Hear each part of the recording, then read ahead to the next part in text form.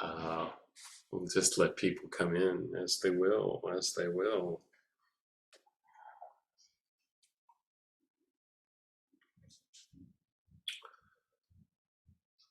I also wanted to let you know I had a nice discussion with Joan Sutherland today.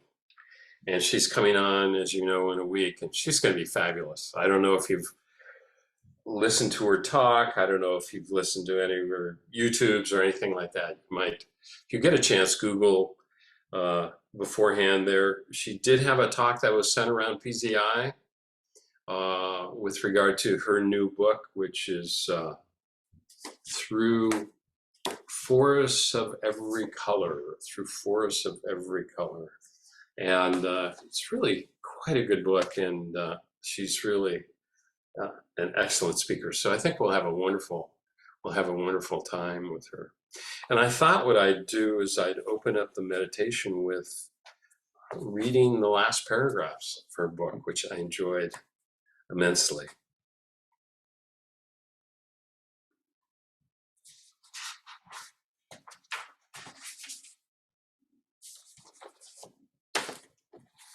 Let me do that.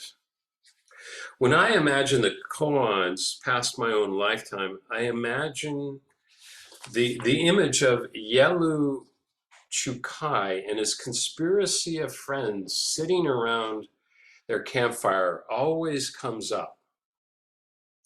Now, Yelu Chukai was he was the general, one of the generals for Kublai Khan, and he asked his Zen teacher to bring a collection of koans, which became the Book of Serenity. This book you may have seen.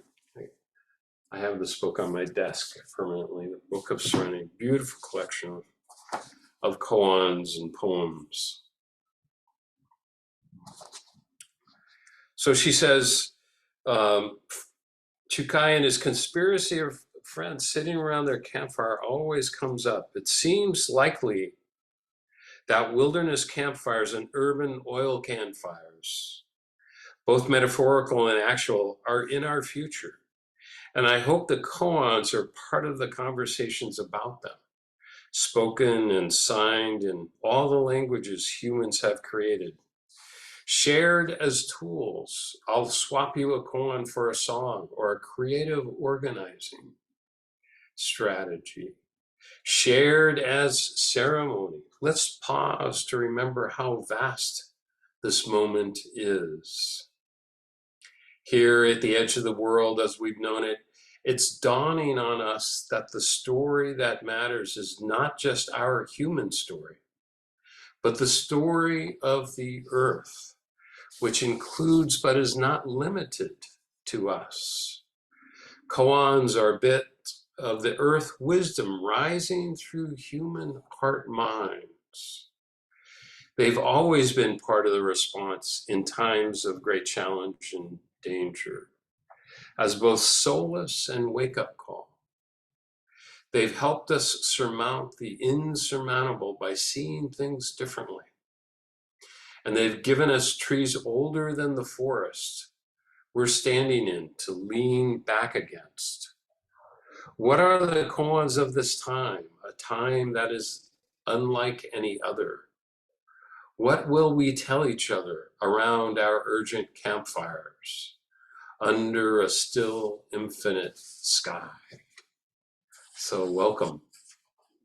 It's lovely to have you all here tonight. It's just lovely to get together to sit, to just soak in koans, to support each other. And as we'll talk about tonight, to feel the support of the universe, of all things here with us now. It's a wonderful time to be alive. It's an exciting time to be alive.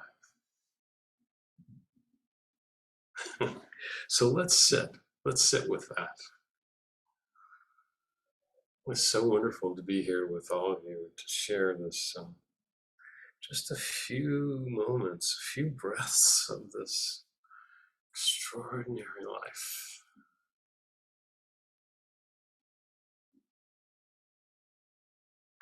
Now we read Pablo Neruda's Ode to Tomatoes last week, so I won't read the whole thing tonight, but I have to admit, it got me thinking of tomatoes. And I brought in some of my garden tomatoes to show you. Here, teacher, here, call me by my name, here. Take a tomato into the Doksan room and I guarantee you'll pass the koan.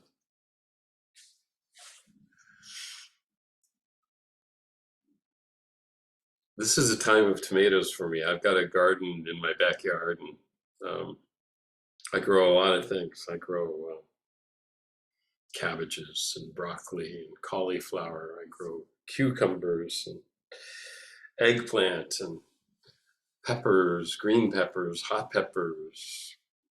Beets grow especially well. Lettuce grows very, very well here.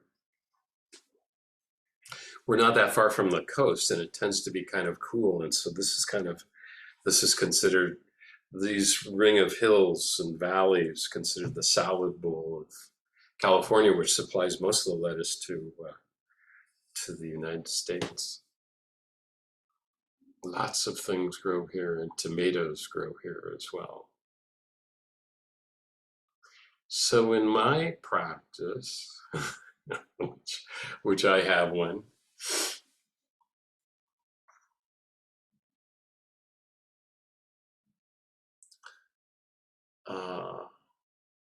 call me by my name.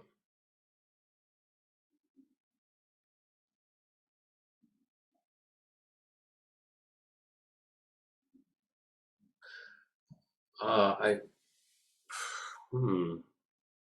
reflect in the things in my life, as do you. And so I write about tomatoes because there's a lot of tomatoes in my life this time of year. And one time I wrote about 1 ton tomato, and it was sort of a sarcastic note about, it was late August when all the tomatoes should be coming out. I had one little cherry tomato. It was like nothing. And then I had another episode a few years after that where a gardener who had come by for a short time, he had used a can that I had clearly marked organic fertilizer for the weed killer Roundup. I don't know if you know what Roundup is, but it's bad stuff. And I don't know how he got it. I didn't buy it. But he mixed it up and left it in the can, and then he split. So being a good gardener, I grabbed my organic fertilizer can and pumped it up and went and sprayed all my tomato plants. The next day they began to droop, and then they drooped, and then they died. And it was a tragedy. I wrote about that as well.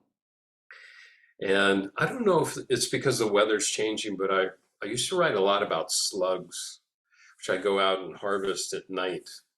I didn't use chemicals almost at all, except fish fertilizer, organic fertilizer, maybe a little neem oil, But I go pick the slugs at night. I've had nights when I've gotten 40 or 50 slugs, and beautiful snails, and the snails have sawn off the tops of my budding tomato plants at times, and the tomato plants come back actually. So there's kind of this relationship that's kind of beautiful between the snails and slugs and the plants. They feed each other, kind of. But I've sent many, many snails to the name of a note a couple of years ago, the Stairway to Heaven, just ushering them on their way up the stairway to heaven. Call me by my name. It was kind of curious because an awful lot of my tomato notes have been sort of complaining or talking about how difficult tomatoes can be.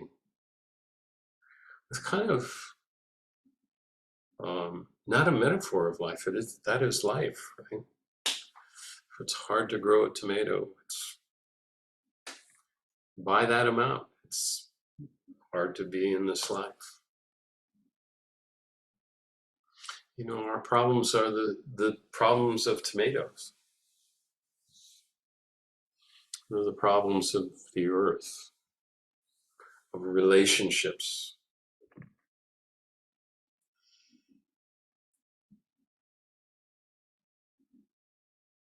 Call me by my name. Call me by my name. But for some reason this year, I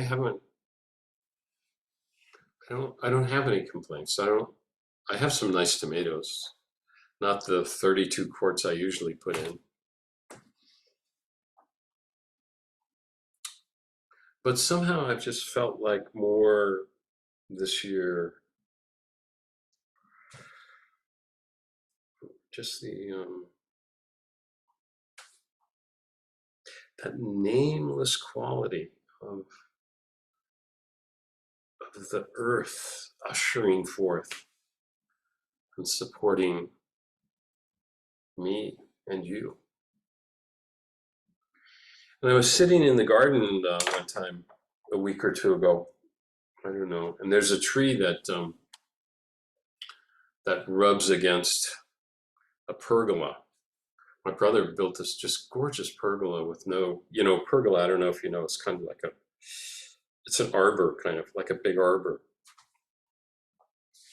He sent up to Oregon for some salvaged old growth redwood, and he sawed them by hand, and he used no screws or nails, just everything's pegs. Beautiful. Anyway, we have a juniper tree that grew up over the years, and when the wind blows, it rubs against that pergola. It goes like that. It's beautiful bass sound.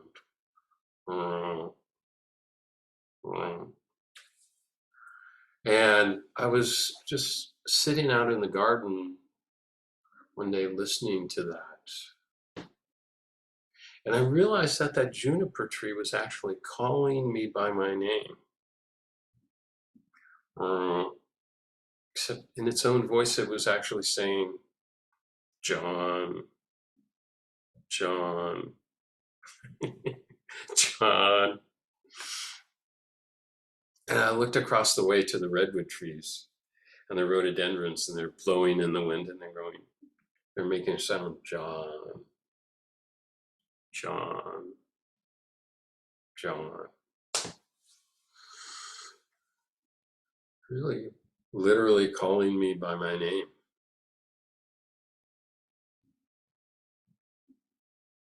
And these things are always calling us by our name. The whole world is calling us by our name.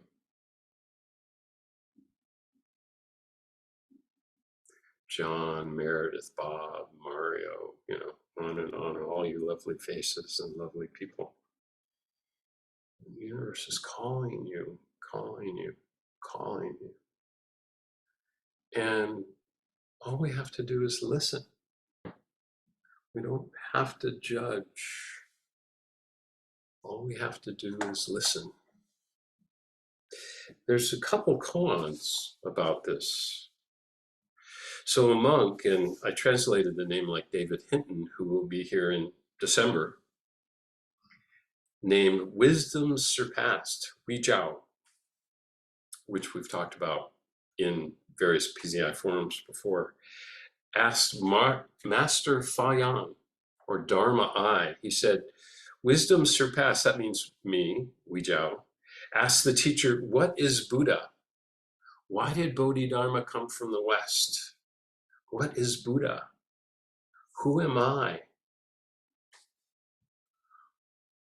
What a wonderful question. And what it must be to put yourself out there. What is Buddha? To sort of sound like a fool, Here's this teacher with hundreds of students, and here's me, and I want to look smart. I don't want to look dumb. the teacher. And yet, what is Buddha? What is Buddha? What a wonderful question. This is really laid out. Can you feel that? What is Buddha? What is my name?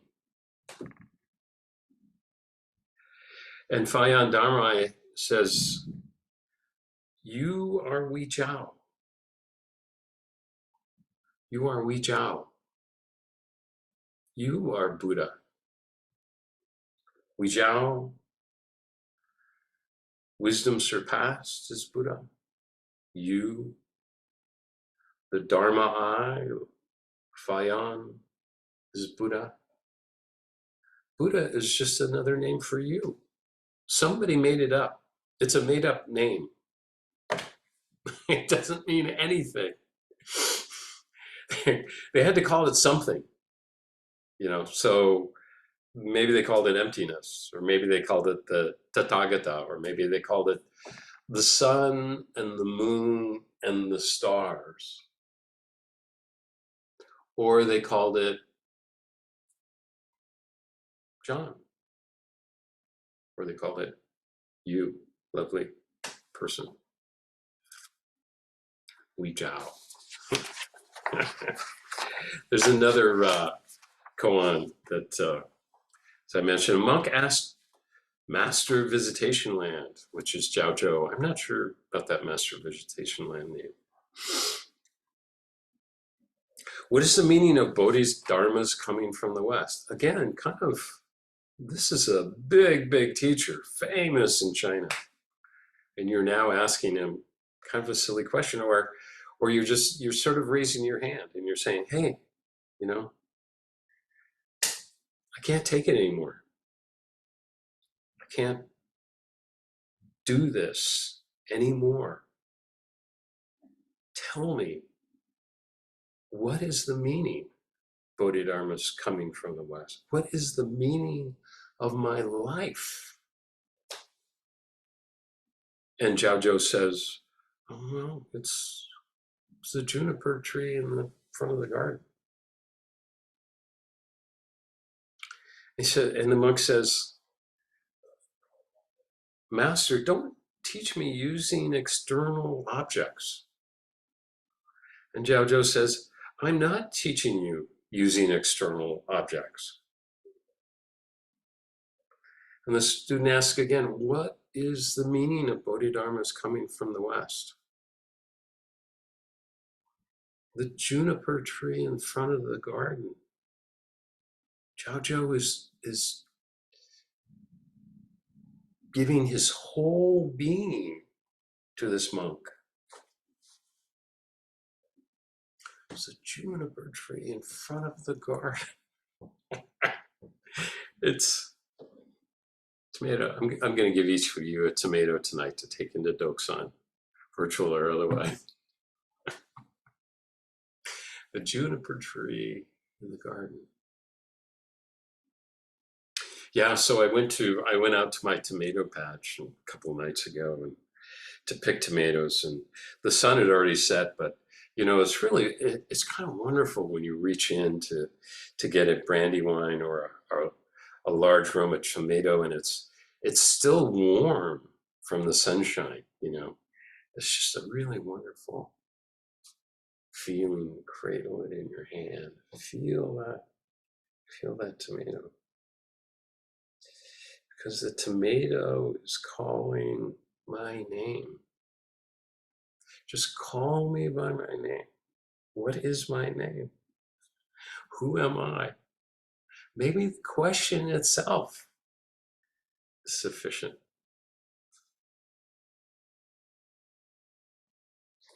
Let me read a little bit. Wu Men, Wu Men Khan. His verse on the juniper tree in the garden. Words do not express the facts. Speech does not match the student. attached to words, one loses the reality.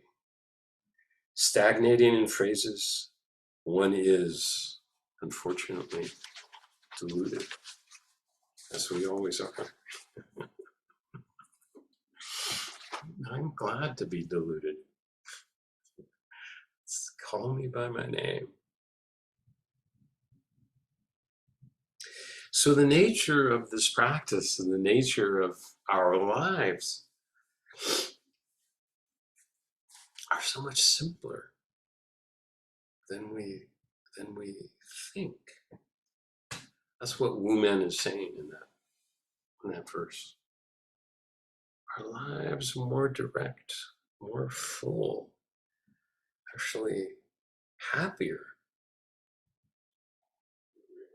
or certainly richer, rich, deep, deep. And the beauty is that the world is not in opposition to us. All that we think we're fighting, we're not fighting it at all. It's actually just calling us by our name. Calling us by our name. Let me read a couple of poems here from it.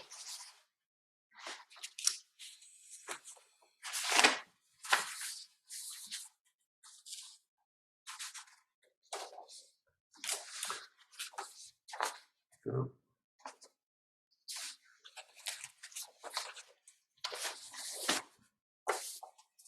Must have put them away in the shuffle.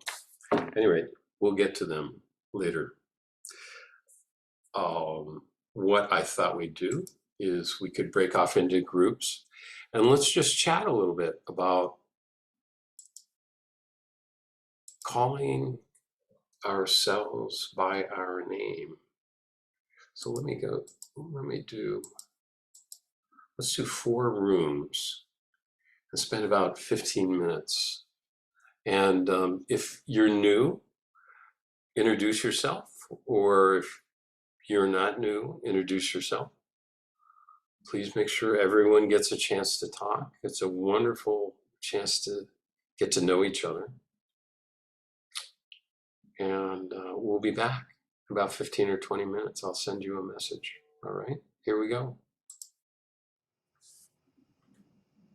Well, let me finish with a poem, Green Striped Melons, by Jane Hirschfield, who will be visiting us in October. They lie under stars in a field. They lie under rain in a field, under sun. Some people are like this as well, like a painting hidden beneath another painting. An unexpected weight, the sign of their ripeness. I just love this. Unexpected weight, the sign of their ripeness. Yeah. Okay, that was great. Thank you for your indulgence. So yeah, we'll see you next week, perhaps here with Joan Sutherland, and we'll see you in the morning, and we'll see you often. Take care. Have a good night.